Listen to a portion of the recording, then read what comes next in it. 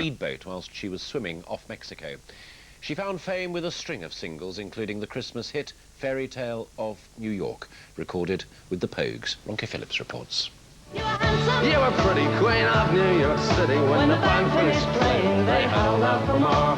The song Kirsty MacColl will be remembered for above all others, the 1987 Pogues hit A Fairy Tale of New York.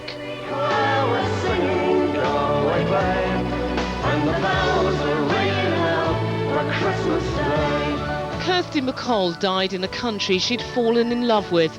She travelled extensively in Latin America and was inspired by both its people and music, as she told London Today earlier this year. I took some time out really just to get, to educate myself about things that I've been interested for a long time, and that included learning Spanish and, learning a lot about sort of South American culture.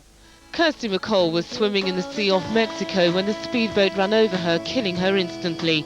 She'd been recording a series on Cuban music, which was due to be transmitted tomorrow. It's now been postponed, but London Tonight has obtained a small extract. All high streets look the same, from Warsaw to Wolverhampton. You won't see McDonald's, Sony, Blockbusters or Pizza Hut in Cuba, which of course might put some people off. But then on the other hand, you don't get palm trees in Peckham. Producer John Leonard, who made and directed the show, last saw her less than 2 weeks ago. It's terrible. I only heard about an hour ago, and I'm still reeling from it, really. Her children and her partner, James, are still in Mexico, and I really feel for them. Kirsty MacColl leaves 2 teenage children. She was 41.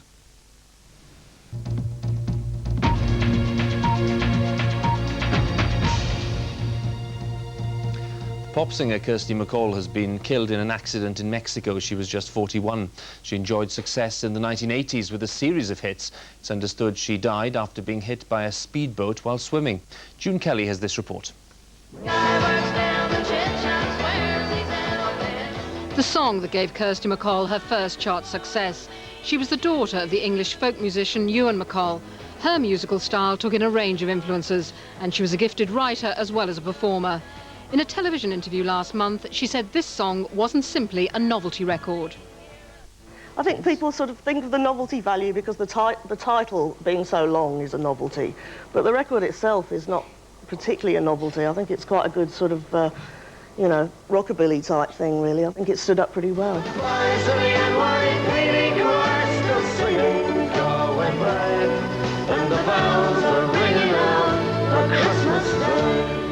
The singer Bono of U2 said that with her red hair and sharp tongue, Kirsty MacColl should have been Irish.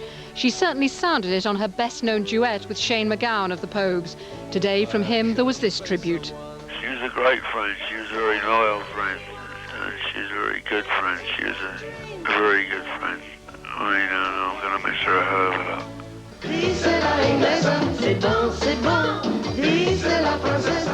Recently, she looked to Cuba for her inspiration. Her new series on Cuban music, due to start on Radio 2 tomorrow, has now been postponed as a mark of respect.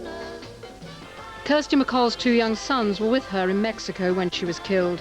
She'll be remembered as a talented artist who was never completely at ease with the commercialism of the pop business. And there'll be a special programme on the life of Kirsty MacColl on BBC Choice this evening at 8:30. Of her generation died today in a boating accident in Mexico. MacColl, who was just 41, released her first single aged 19, but was probably most famous for A Fairy Tale of New York, her 1987 hit with the Pogues.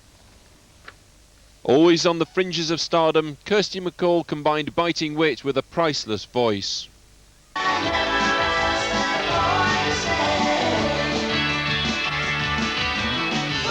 Her cover of Billy Bragg's A New England brought success, but she was always media shy and hated pop's commercialism.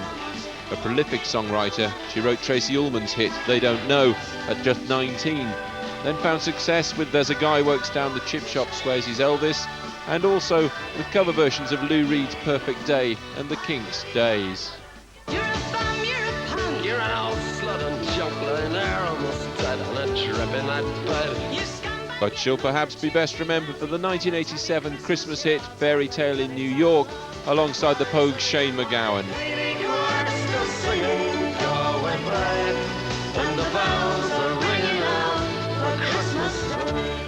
Many reckon she'd sold herself short, but as she put it herself, I've never been fashionable, but I've never been unfashionable either.